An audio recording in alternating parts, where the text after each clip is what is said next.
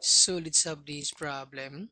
So to evaluate the limit of the equation using the L'Hopital's rule, and take note that in the L'Hopital's rule, we need to find the derivative for the numerator and the derivative for the denominator. Then take note that for the derivative of a constant, that's equal to 0.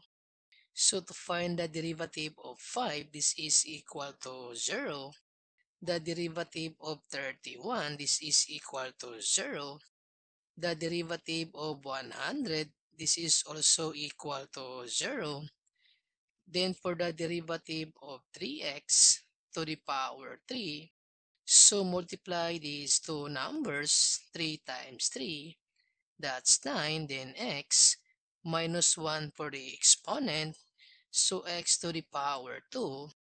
Then for the derivative of 5x to the power 2, so multiply these numbers. So 2 times 5, this one is 10. Then x minus 1 for the exponent. So x to the power 1 or just 10x. Then for the derivative of x to the power 4, so we have one numerical coefficient. So multiply. So this is equal to 4. Then x to the power 3. So minus 1 for the exponent. Then for the derivative of x, so this is equal to 1. So just take the numerical coefficient. For the derivative of 6x, this is equal to 6. And for the derivative of 9x, this is equal to 9. So to find out the limit of this equation, so using the L'Hopital's rule, so first we need to find the derivative for the numerator and the derivative of the denominator. So the derivative of x squared, this is equal to 2x. So minus 1 for the exponent. Then the derivative of a constant, this one is 0. Then over the derivative of x squared, this one is 2x. Then plus the derivative of 3x, this is 3. And the derivative of a constant, this one is 0. So we have 2x over 2x plus 3. Then this time, substitute now the value of x, that's equal to 1. So this becomes 2 times 1, then over 2 times 1, then plus 3.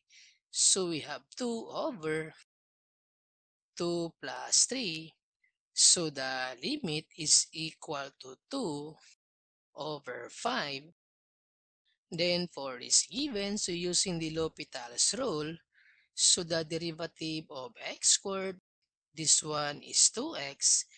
Then the derivative of a constant, this one is 0. Then over the derivative of x, so we have one numerical coefficient, so this is equal to 1. The derivative of a constant, this one is 0. So we have 2x over 1. Then substitute now the value of x.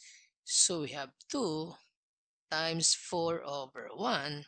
So the limit is equal to positive 8. Then for this given, so the derivative of x to the power 3, this is equal to 3x. Then minus 1 to the power 2. The derivative of a constant, this one is 0. Then over the derivative of x is 1. The derivative of a constant, this one is 0. Then substitute now the value of x. So we have 3 times negative 2 to the power 2, then over 1. Or we have 3 times negative 2 to the power 2. This one is 4. So the limit is equal to positive 12. And for this given, so the derivative of 3x to the power 4, so 4 times 3, this one is 12. Then x minus 1 to the power 3, then minus the derivative of 2x squared, so multiply. 2 times 2 is 4, then x minus 1 to the power 1.